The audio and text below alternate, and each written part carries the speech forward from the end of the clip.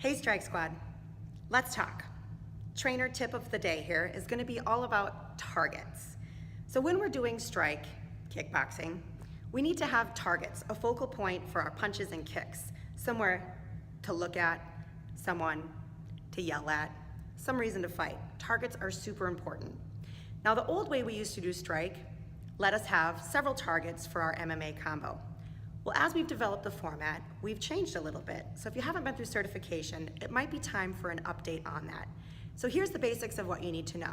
When we have a unilateral combo in strike, and that just means one side, whether it's off to the side or front facing, either one, we need to have a single target focus. One target, okay? So that does not mean we have somebody in front of us and somebody behind us. Here's why.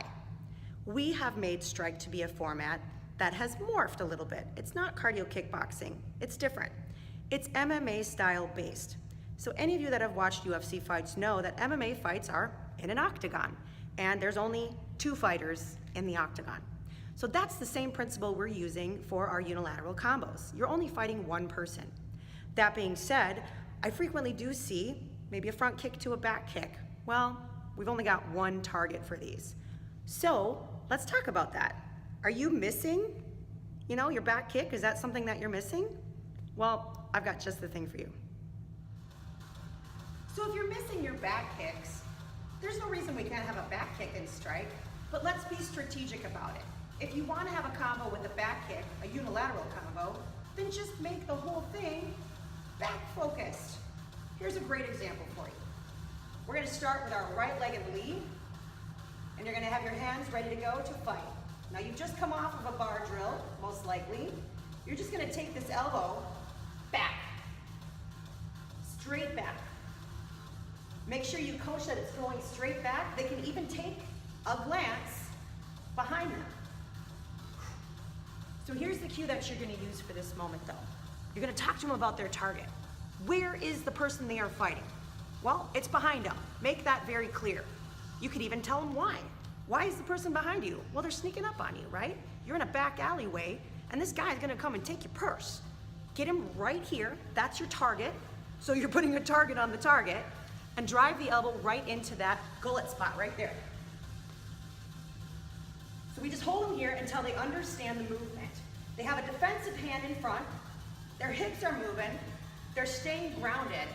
Then step with the feet, part B. Right here, step back. And this is where the back kick is gonna come in. You can start to lift, setting them up for success, just piece by piece, layering the move. Then you're gonna add the back kick, push it back. A couple things to note about a back kick, okay? We're not donkeys, so we shouldn't kick like a donkey.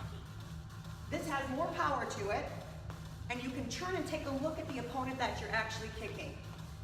You're turning the foot so that it's parallel to the ground, and you're driving with the heel.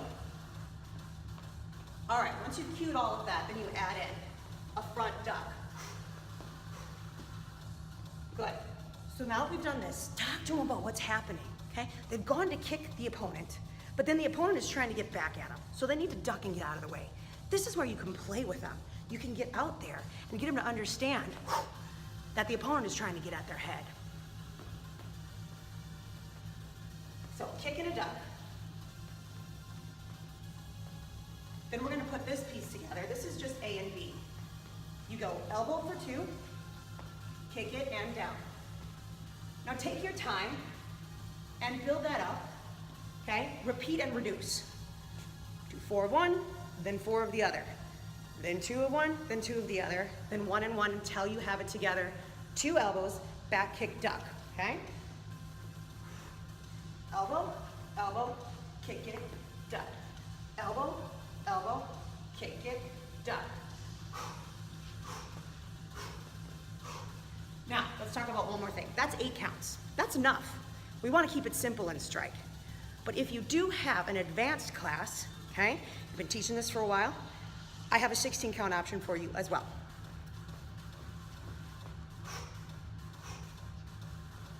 Good, so we've done that, we've got that done. The next piece is gonna be really, really simple. Turn, take it to the front. All you're gonna do is drive across into his face. You've gotta pivot those hips all the way to the back. Drive the shoulder, add power, bend the back knee. One more piece to add, it's a block to the back. Good, now that block, right here. You're protecting your thigh from getting hit, from getting kicked. Nice strong arm, triceps right here. So it's a cross, block for 2. The whole thing together looks like this. Elbow, elbow, kick it, duck, cross, block, block. Again, elbow, elbow, step, kick, get out of the way, cross punch, block, knock him out, block. There we have it. You can get a back kick into your combo. Just gotta be wise about where you put the rest of the moves.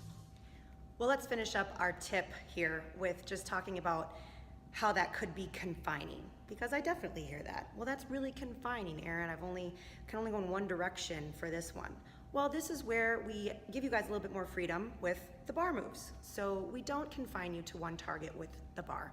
Go ahead and have a ninja in front and a ninja to the side, you know, play Donatello, Leonardo, whatever it takes, that's totally okay. The other spot where you can have multiple targets is during your bilateral combination. So that's the one, usually the 5th round, at least for me, where you're going in both directions, you're hitting both sides evenly.